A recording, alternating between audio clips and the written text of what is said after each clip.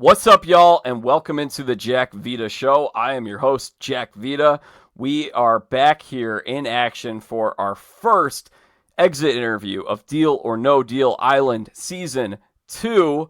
In case you missed it, every single week, every single Wednesday, Stephanie Mitchell and I, Stephanie, of course, was a third-place finisher on Season 1 of Deal or No Deal Island.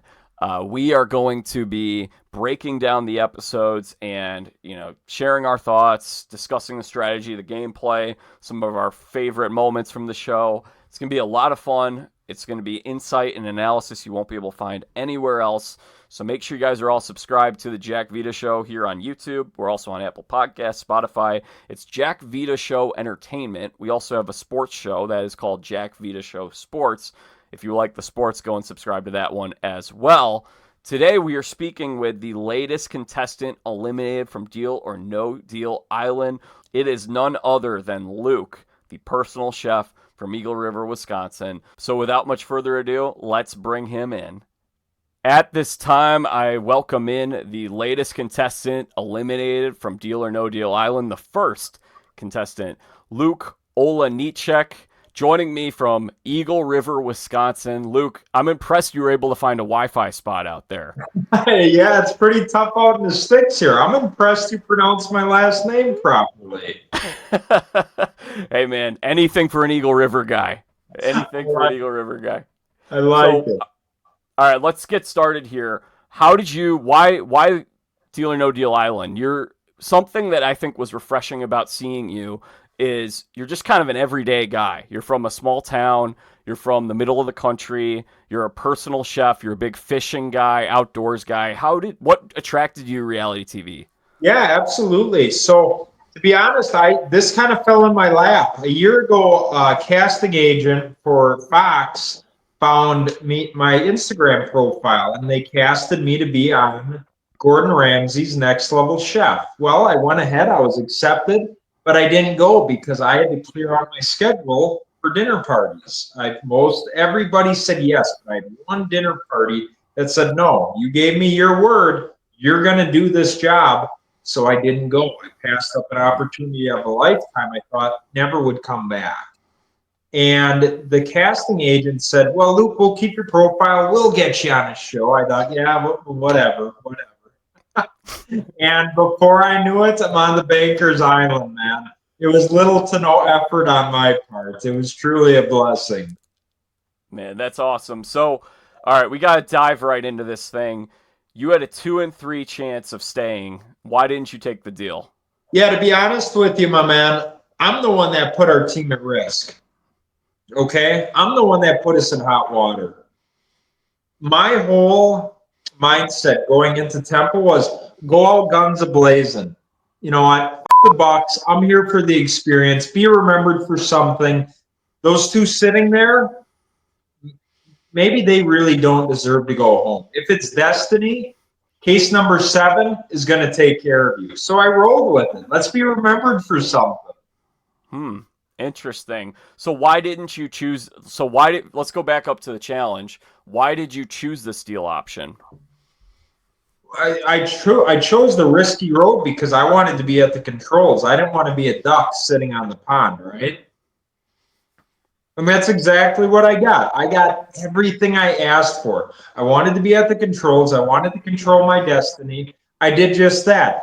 Did I make some poor decisions? Maybe, but they were decisions that I could live with.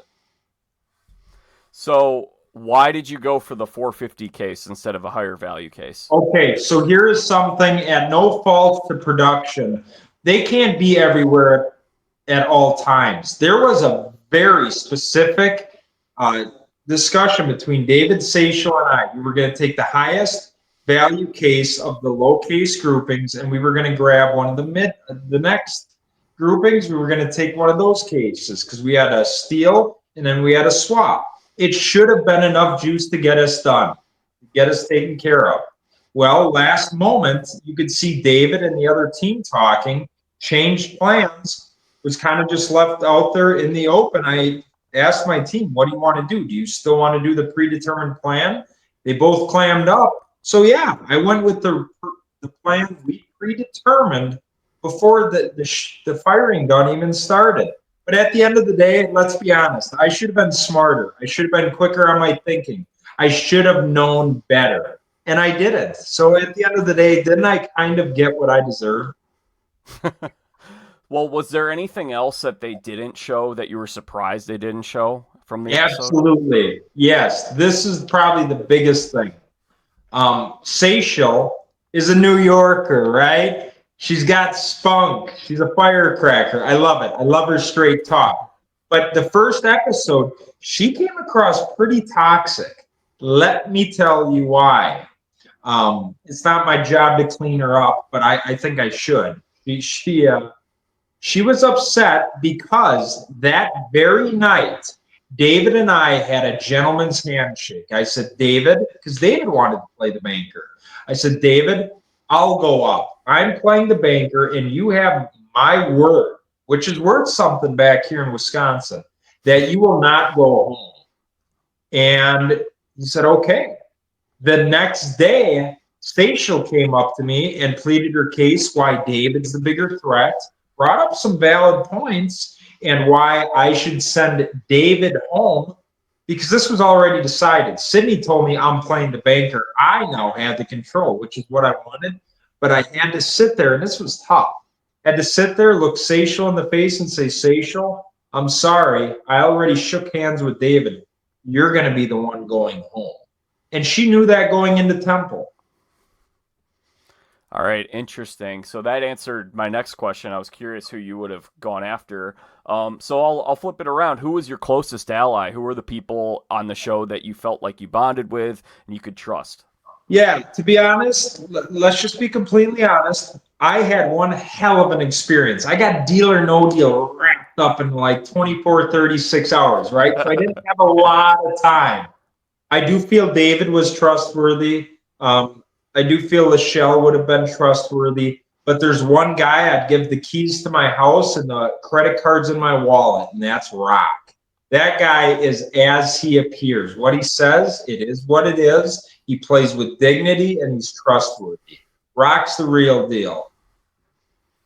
Did you watch season 1? Was there anyone who, other than Boston Rob, because everyone's talking about Boston Rob, was there anyone that you were impressed by when you saw season 1? You said, maybe I'd like to play with that person, or I'd like to play a game similar to them. You know what? To be honest with you, Amy, she let it all hang out. She didn't care. She played her game, and she didn't care what others thought. I respect that. I respect that a lot. Love Amy. She was texting me this morning. So I'm sure she'll be happy to hear that.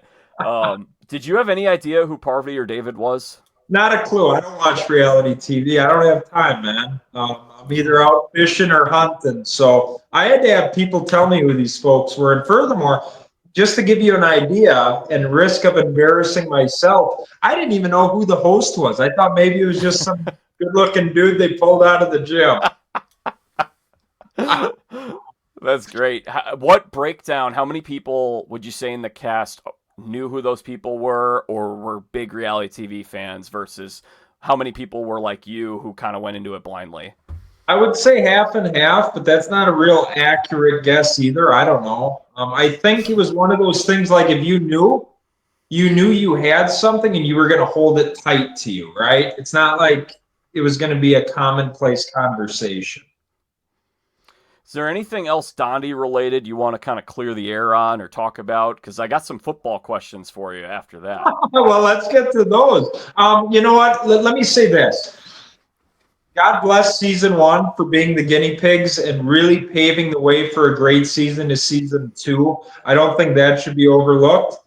Furthermore, you know, as a viewer, it's really easy to be critical with the cast. You're going to look at them and you're going to think they're ugly people or they do horrible things. At the end of the day, they're just trying to win money. They're still people. They have to go back home to their families. Just have a little bit of grace when you're watching the show because unfortunately, it's going to get ugly. But let's get to those football questions. All right. My first question is, are you okay after my pathetic Bears team who lost 10 straight marches up to Lambeau and hands you guys a loss, and now you're playing Philly this weekend? Yeah, no, that one hits pretty hard. state of Wisconsin here is still in the mourning process. To be honest with you, that probably burnt a little bit worse than my early departure of Deal or No Deal Island. But we'll get through it. We're a strong state. We'll all console each other. It was a pathetic season for my Bears, but we've got this bragging rights for the next 9 months or 8 months or whatever it is. Oh, you guys are awful. I don't know if I can handle it. Packers by how many on Sunday? I say by 7. I really do believe they're finally going to get over the hump here. But Jordan Love has got to get that deep ball back. Last year he had it. He had it a little bit this year, and it's just I haven't seen it as of lately. And unless he can get that deep ball back, Green Bay is going to be an easy out. But I think Jordan Love puts it together. And win by how many points? 7, you said? I think 7. I think Green Bay is going to look fairly solid. And I think they're going to keep that 7 points throughout the game. I don't think Philly leads the game. I really believe Green Bay can. Maybe I'm just a delirious Packer fan. That's not really true, but that's what I'm hoping for. You got a Super Bowl pick? Yeah. I want my guy Kevin Zeitler on the Detroit Lions to get his ring. The man's an absolute workaholic. He's in the gym all the time. He's a great man, family man. That man needs a ring. Let's go Detroit Lions. All right, so he's got the Lions winning, and then the college football playoff. Your Crimson Tide were left out. By the way, we'll come back. I'll give you the chance to pick in a second. Where's the Alabama connection come in? Why are you guys Alabama fans? Yeah, my dad always just loved Alabama since he was a kid. So, unfortunately, I've tried fighting that most of my life by liking Texas. But at some point, if you can't beat them, join them, man. So the Alabama Crimson Tide blood is running in my veins, too. And do you have a championship pick for the CFP? Oh, I'd love to tell you Texas, hook 'em horns, but damn, didn't Ohio State look pretty good? Yeah, it's funny. This seems to happen every now and then where you've got a coach where it looks like he's right about to get fired, and they get in the playoff and they go on a run, and that's Ohio State. So I don't think they were actually going to fire Ryan Day, but I mean, man, they look pretty good. They took a lot of respect. 100%. They took the Ducks to the backwoods shed. So it's going to be a lot of fun to watch. And then Vince Young, your all-time favorite college football player? Real life Superman for me. They were not supposed to win that game. Reggie Bush and the Trojans, 10-point favorites. Every time Reggie Bush touched the ball, it was 9 yards, his average. For Vince Young and the Longhorns to come out and win that game, unbelievable. It was one of the all-time greats. I think we got one of the all-time greats last week. That Arizona State game was pretty amazing. I couldn't believe it. I could not believe that game. Unbelievable. We've been blessed with a good year of college football. It's sad it's coming to an end. Well, my last thing I want to ask you, Luke, is, Eagle River, I mentioned to you before we started recording, very special place in my heart. My family's probably been up there 25 times, and I'm 30 years old. So we go pretty much every single year since I was a little kid. Family vacation destination. So, all right, this is a two-part thing. One, can you paint a picture of the North Woods of Wisconsin for someone who's never been there before? Yeah, absolutely. Number one, we have one of the world's largest concentration of lakes. I think there's 1,000 lakes in Vilas County. We have the world's largest chain of lakes, 28. We're very rich in resources. Those lakes are full of walleyes. We have big forests up here, mass tracts of land. It's a playground up here, man. If you're into hunting and fishing, it's as good as it gets, and the people are just as charming. I tell you what, if you broke down on the side of the road, you would have like 3 people stopping to make sure you're okay within 10 minutes. So true. So true. And most of them are Swedish people, too. Yeah. And then I'm curious, your personal chef, what's the best eatery in Eagle River? What's your favorite restaurant? Ah, gosh, that's tough. That's tough. I think Chef Renee's is probably the most talented chef in the area, in my opinion. There's a lot of good chefs. But you know what? If I just really want a damn good meal with a good cold beer, I tell you what, you and I, we're going to meet at Buckshot Saloon North when you're up here next. You I've and been I, to Buckshots, yeah.